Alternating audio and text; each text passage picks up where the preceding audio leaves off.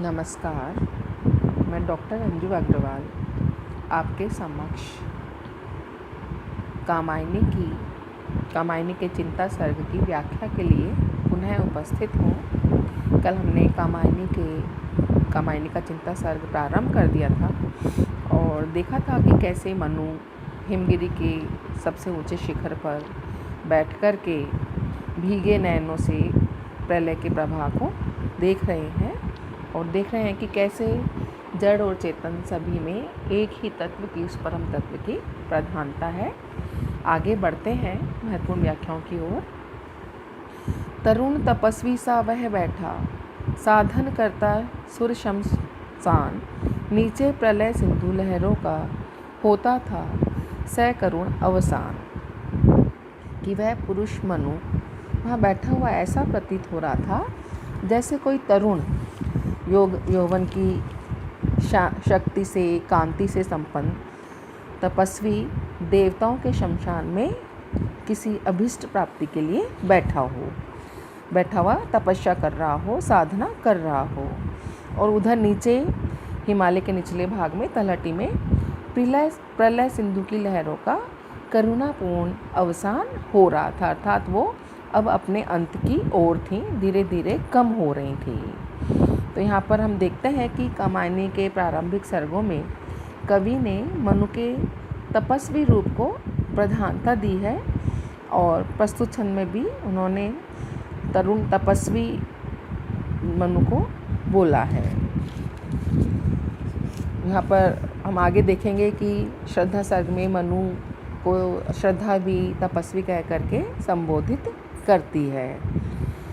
वस्तु कामायनी का जो प्रारंभिक सर्ग है इसमें मनु तपस्वी हैं, किंतु वह शक्ति और सामर्थ्य से रहित वृद्ध तपस्वी ना होकर एक तरुण तपस्वी हैं, जिनमें कि साधना के लिए परम आवश्यक बल, बुद्धि, विवेक, आत्मविश्वास हमको दिखाई देता है। तो आत्मविश्वास से संपन्न तपस्वी हैं।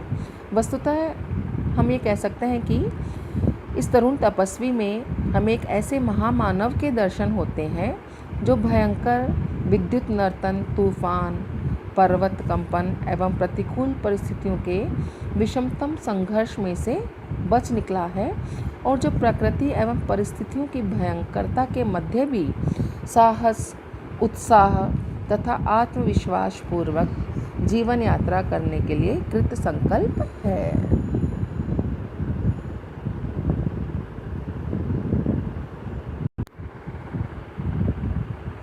ओ चिंता की पहली रेखा, अरि विश्व वन की व्याली, ज्वालामुखी स्फोट के भीषण प्रथम कंप सी मतवाली।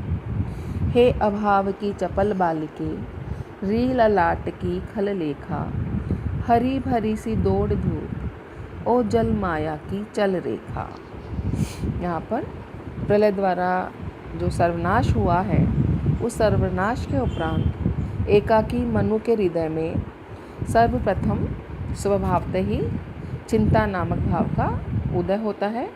अतः अपने इसी भाव को स्वगत कथन के रूप में संबोधित करके मनु अपनी जिज्ञासा से अनेक प्रश्न करते हुए कहते हैं कि अरे चिंता की पहली रेखा, तो इस संसार रूपी वन की व्याली अर्थात सर्पिणी है, जो इस विश्व वन में वास करने वाले सभी मनुष्य को डस कर उनमें घातक विष का संचार करती है। तू ज्वालामुखी पर्वत के उस प्रथम प्रारंभिक कंपन अर्थात चेतावनी के समान है, जो मतवाली है, विवेक शून्य है और जिसके उपरांत भयंकर सर्वनाशक विस्फोट होता है। ज्वालामुखी का प्रथम कंप जो होता है वो आगामी विनाश का सूचक होता है। तो इस प्रकार से चिंता जो है, चिंता रूपी जो भाव है, वह भी आगे आने वाली आपदाओं की संदेशवाहिनी या अग्रदूती सिद्ध होती है। फिर हे अभाव की चपल बालिके, री ललाट की खल लेखा। हे अभाव की यानी कि अविद्यमानता की, चंचल यानी स्थिर न रहने वाली, विकल कर देने वाली बालिके चिंता का जन्म प्रायः अभाव में ही होता है। अरी ललाट यानी मस्तिष्क की खल मतलब कुटिल, वक्र, गहन चिंतन अथवा दुर्भाग्य की सूचक, लेखा मतलब भाग्य लिपि। तो हरी भरी सी दौड़ धूप यानी कि प्रयत्न का, चिंता होती तभी व्यक्ति जो है उसमें, चिंता होने पर ही आदमी दौड़ धूप करता है, प्रयत्न करता है, प्रयास करता है। और जल माया की चंचल अस्थिर रेखा, चंचल रेखा के समान है। तो ये बोल रहे हैं कि जो चिंता है वो वास्तव में किसी चीज़ के अभाव की बालिका है, ललाट की एक हल लेखा है। और यही ऐसी चिंता रूपी जो भाव है, यही मनुष्य को दौड़ धूप करवाती है, कोई ना कोई कार्य करने के लिए प्रयत्न करवाती है। और इस प्रकार से यह जल माया की एक चल लेखा, एक अस्थिर रेखा है। और तब इसको हम इस तरीके से समझ सकते हैं कि विवाह विलास और वैभवमय जीवन व्यतीत करते हुए मधुप सदृश निश्चित विहार करने वाली देव जाति के प्रतिनिधि मनु के जीवन में चिंता जैसी किसी वस्तु का अस्तित्व ही नहीं था। अतः प्रलय के उपरांत मनु के लिए चिंता का यह पहला अवसर और अनुभव था। इसलिए यह चिंता की पहली रेखा है, मनु के लिए चिंता की पहली रेखा है। दूसरे, चिंता के लिए प्रयुक्त विश्व वन की व्याली, ये एक कल्पना प्रधान विशेषण है। कवि ने चिंता की कटुता और घातक प्रभाव का चित्रण करने के लिए व्याली का उपमान प्रस्तुत किया है। जिस प्रकार वन में व्याली की स्थिति वन प्रदेश के सौंदर्य को विषाक्त और विभीषिकापूर्ण बना देती है, उसी प्रकार चिंता की उपस्थिति से भी मन में एक अव्यक्त और अवांछनीय विभीषिका जो है वो उत्पन्न होती है। कवि ने दूसरा उपमान दिया है ज्वालामुखी स्फोट के भीषण प्रथम कंपसी मतवाली। ज्वालामुखी पर्वत का प्रथम भीषण विस्फोट जिस प्रकार अपने आसपास के समस्त पदार्थों को प्रभावित करता है, उसके साथ दूर दूर तक सब कुछ नष्ट प्राय हो जाता है, उसी प्रकार चिंता के आगमन के साथ मन के अन्य समस्त क्रिया व्यापार समाप्त हो जाते हैं और शेष रहता है सिर्फ चिंता का घातक प्रभाव।